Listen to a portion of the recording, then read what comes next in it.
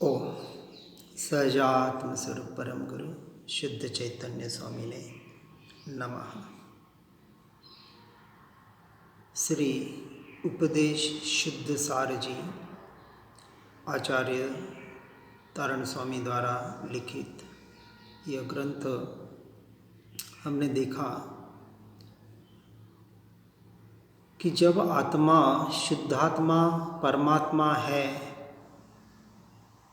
शुद्ध स्वरूप ही है, तो अशुद्ध स्वरूप के चक्कर में क्यों फंसा है। तो कहते हैं कि जीव भूल की वजह से अर्थात इस मिथ्यात्व और अज्ञान दशा की वजह से, दर्शन मोह की वजह से अपने सत स्वरूप को भूला हुआ होने की वजह से इस संसार रूपी चक्र में फंसा हुआ है। स्वयं का ही मोह माया का जाल बिछाया हुआ है और स्वयं के बिछाए हुए जाल में स्वयं ही फंसा हुआ है और निकालने का उपाय भी उसके स्वयं के पास ही है और किसी के पास नहीं है।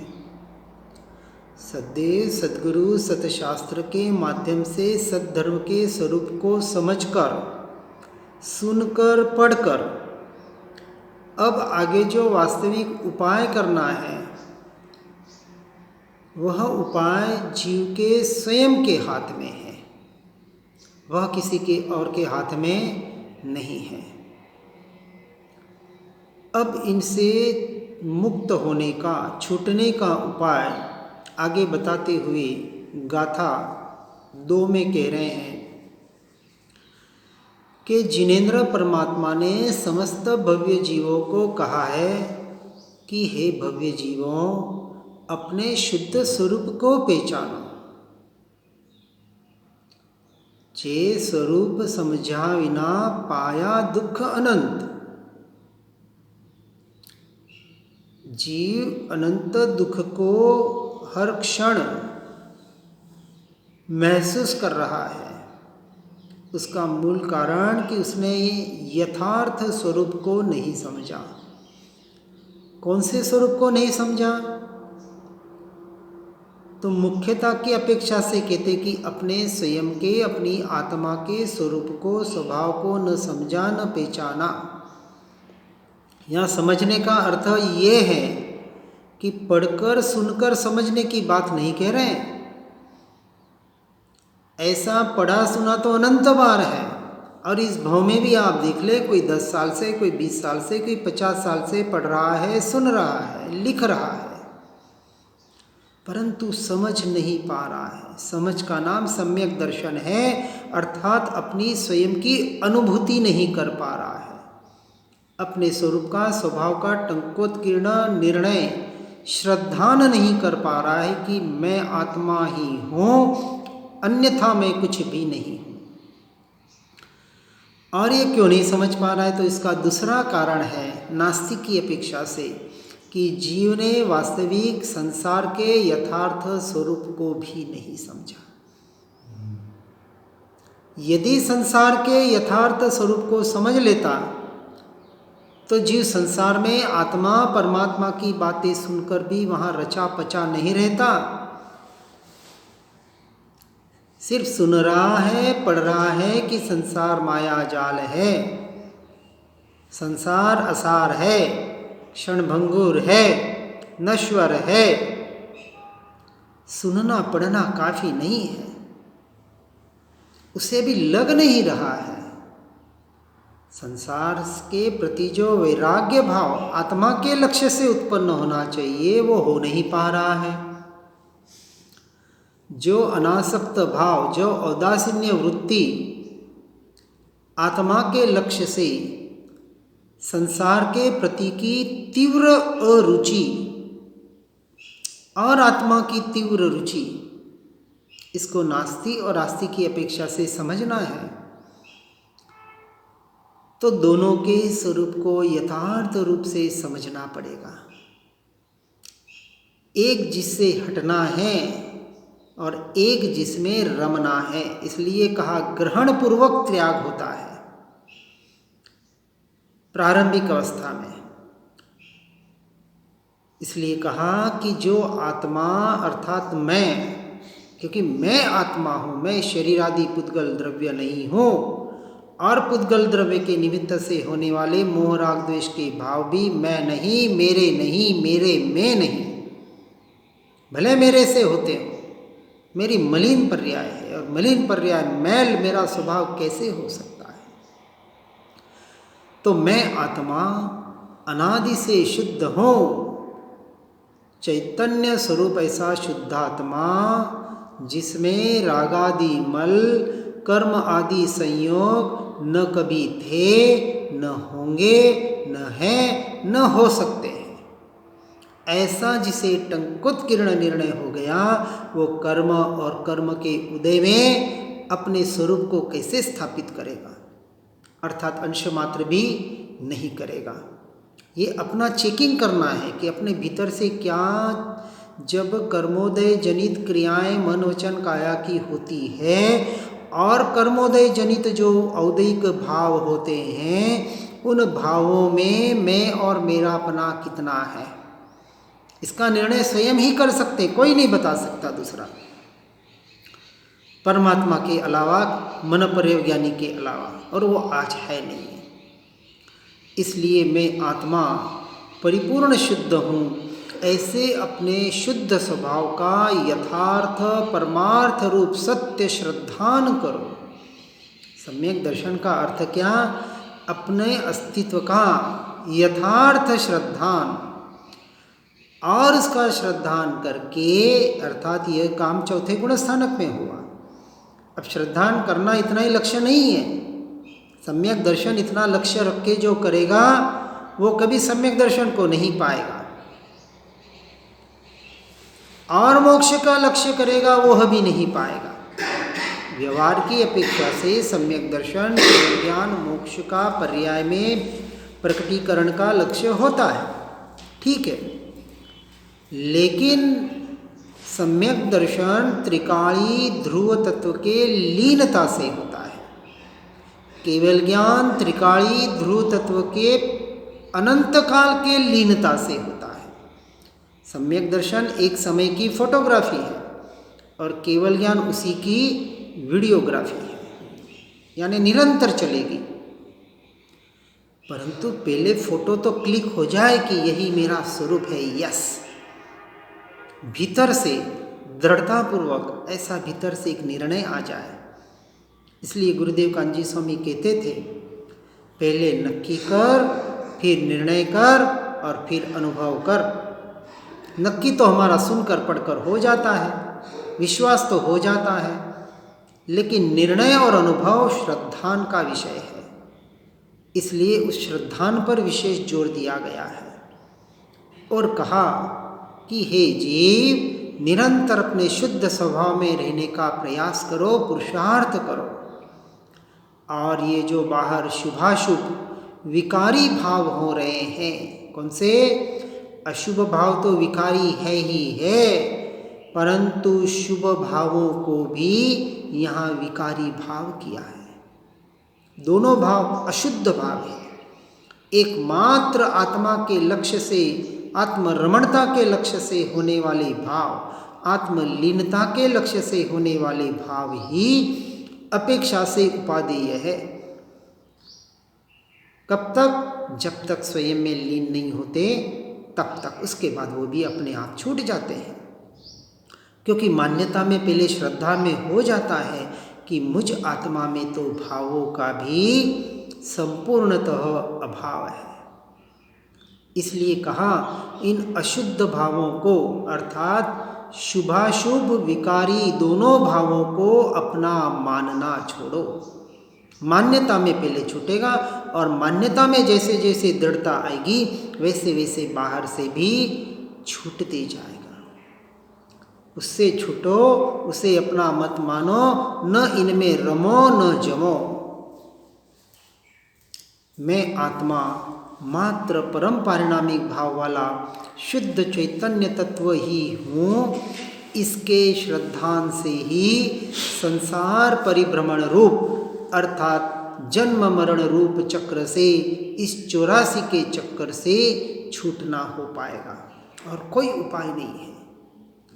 स्वद्रव्य के आश्रय से परद्रव्य, स्वभाव के आश्रय से परभावों में एकत्व ममत्वपना, उसका कर्तृत्व भोक्तृत्वपना जीव का जब तक छूटेगा नहीं,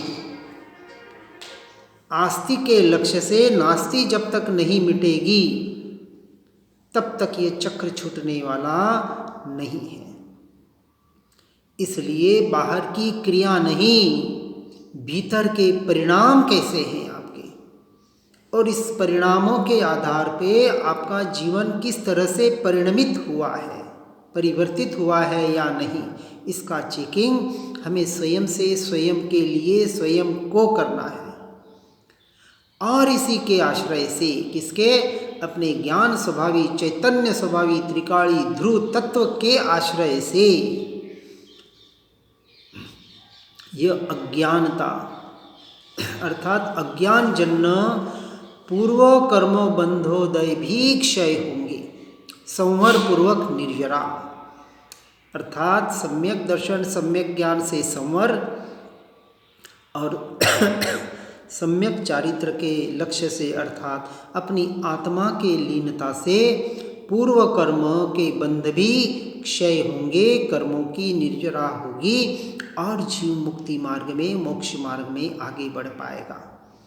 इसलिए मुक्ति का एकमात्र शुद्ध कारण अपना परम पारिणामिक भाव, सिद्ध स्वरूप, शुद्ध स्वरूप, शून्य स्वरूप, ऐसा परिपूर्ण घनपिंड त्रिकाली ध्रुव तत्व चैतन्य स्वभावी भगवान आत्मा, यह शुद्धात्मा ही है और कोई उपाय नहीं है। इसलिए निरंतर संसार परिभ्रमण से छूटने के लिए और कर्मों के क्षय होने के लिए और मुक्ति की प्राप्ति के में शुद्ध कारण निज शुद्धात्मा का श्रद्धान, ज्ञान और आचरण अर्थात श्रद्धान का अर्थ सम्यक दर्शन, सम्यक दर्शन सहित का सम्यक ज्ञान अर्थात निरंतर ज्ञान स्वभाव के द्वारा ज्ञायक भाव में रमणता और अंत में सम्यक चारित्र अर्थात अनंत काल के लिए अपने स्वभाव में, स्वरूप में लीनता रूप पुरुषार्थ, यही एकमात्र कर्म निर्जरा का मोक्ष अर्थात मुक्ति प्राप्ति का साधन है। यह आत्मा अनादिकाल से शुद्ध है, शुद्ध था और शुद्ध ही रहेगा। मलिनता है, उसका निषेध नहीं किया है, लेकिन दृष्टि का विषय जब आत्मा होता है तब वहाँ शुद्ध की अपेक्षा से ही उसका कथन, चिंतन, मनन और उसका लक्ष्य होता है जो दृष्टि का विषय है। और जब पर्याय की अपेक्षा से जो पुरुषार्थ की बात आती है वो व्यवहार की बात है, पर्याय की बात है कि पर्याय में जो पुरुषार्थ करना है वह इतना कि परद्रव्य परभाव रूप जो मलिनता पर्याय में है वहाँ से मैं दृष्टि को कैसे हटाऊं।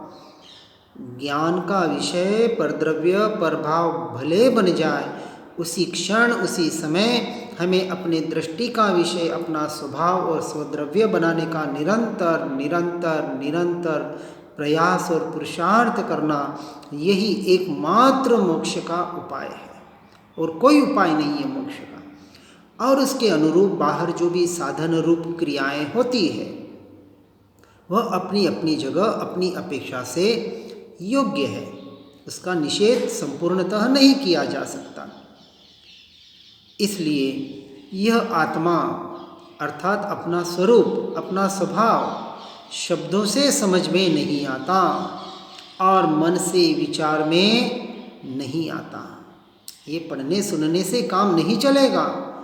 जितना पुरुषार्थ तीव्र होगा और जितनी संसार से निवृत्ति होगी, दोनों का प्रयोजन, दोनों का मेल बिठाना पड़ेगा अपनी अपनी अपेक्षा से।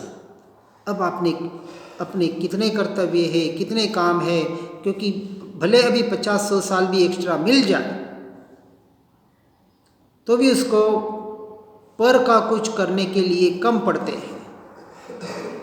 इंसान सोचता है कि रिटायरमेंट के बाद देखेंगे, रिटायर्ड हो जाता है, 60 साल का हो जाता है, फिर भी इस तत्व की ओर देख नहीं पाता, संसार से निवृत्त हो नहीं पाता, और जंजालें बढ़ जाती है, जिम्मेदारियां बढ़ जाती है।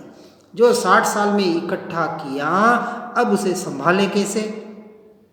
मैं नहीं संभालूंगा तो आगे वाले इसका नाश कर देंगे, क्या करेंगे? अरे भैया, जब ये जीव इस देह से निकल जाएगी तो संभालने वाला अपने तरीके से ही संभालेगा ना। तो समझ ले तू मर गया। इसलिए जीते जी मरने का यह मार्ग है। और जो जीते जी मरना जानता है या मर सकता है जीते जी, किसके लिए? संसार के लिए, पर के लिए, वही वास्तविक इस स्व के मार्ग का अधिकारी कहलाता है। बाकी तो शब्द तो क्रम क्रम से एक एक गुण व पर्याय को कहते हैं।